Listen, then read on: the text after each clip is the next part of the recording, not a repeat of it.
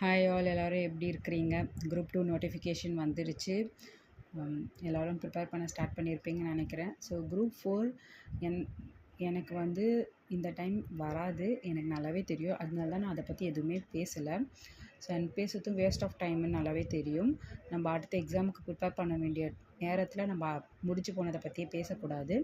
So அதனால் இருந்தாலும் நான் வந்து ஒரு ரெஃப்ரெஷ்மெண்ட்காக ஒரு 3-4 டேஸ் எடுத்துக்கிட்டேன். அந்த 3-4 டேஸ் படிக்கவே இல்லைன்னா அப்படிலாம் கிடையாது, படித்தேன். பட் ஃபுல்ஃபில்டாக படிக்கல.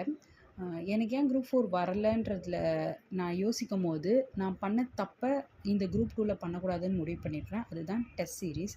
ஸோ என்னால் வந்து டெஸ்ட் சீரீஸ் அஃபோர்ட் பண்ண முடியும். பட் இருந்தாலும் டெலகிராம் சோர்ஸஸில் வந்து இருக்கிற டெஸ்ட் சீரீஸை ஒரு 10 டேஸ்க்கு நம்ம யூஸ் பண்ணலாம். அதுக்கப்புறம் ஆகஸ்ட் மந்தில் வந்து டெஸ்ட் சீரீஸ் எங்கேயாவது பார்த்து ஜாயின் பண்ணிக்கலாம் நான் முடிவு பண்ணியிருக்கிறேன். ஸோ நான் ஏதாவது ஒரு ஃப்ரீ டெஸ்ட் சீரீஸ் ஃபாலோ பண்ணுறேன்னா அது கண்டிப்பாக நம்மளோட டெலிகிராம் சேனல்லையும் நான் வந்து ஷேர் பண்ணுறேன்.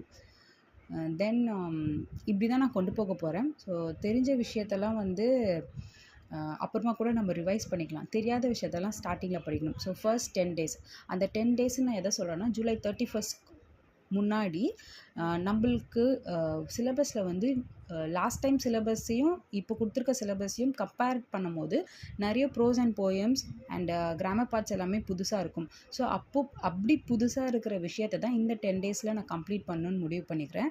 Particularly unit 7. ஸோ இதுதான் அந்த விஷயம். 13 போயம்ஸ் அண்ட் 16 ப்ரோஸ். இதெல்லாம் வந்து லாஸ்ட் சிலபஸை விட இந்த இயர் கொடுத்துருக்க சிலபஸில் புதுசாக ஆட் பண்ணியிருக்கிற டாபிக்ஸ். இந்த ஆட் ஆன் டாபிக்ஸ் எல்லாம் நான் 10 டேஸில் முடிக்கணும்னு முடிவு பண்ணியிருக்கிறேன். இது மட்டும் கிடையாது, கூடவே வந்து நியூவாக கொடுத்துருக்கிற யூனிட் 3, யூனிட் 4, யூனிட் 5 அதில் இருக்கிற டாபிக்ஸையும் சைட் பை சைட் இது கூட இன்க்ளூட் பண்ணி கம்ப்ளீட் பண்ணணும்னு முடிவு பண்ணியிருக்கிறேன். கம்ப்ளீட் பண்ண முடியாதுன்னு நான் நினைக்கல, கம்ப்ளீட் பண்ண முடியும் அப்படின்ற ஒரு எண்ணத்தில் தான் நான் யோசித்து வச்சுருக்கேன்.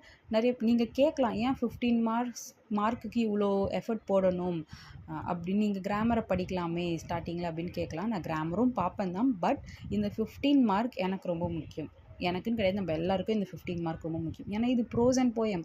நம்ம நல்லா படித்தோன்னா கண்டிப்பாக 15க்கு 15 எடுக்க முடியும். ஸோ இதில் நம்ம ஏன் காம்ப்ரமைஸ் பண்ணணும்?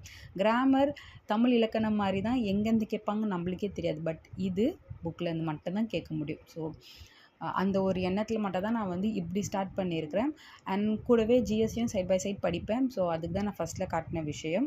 ஸோ என் கூடவே ஃபாலோ பண்ணணுன்னு நினைக்கிறவங்க ஃபாலோ பண்ணிக்கோங்க. இனிமேல் டெய்லி அப்டேட்ஸ் நான் என்னென்ன படிக்கிறேன்னு சொல்கிறேன். And that's it. Take care. By.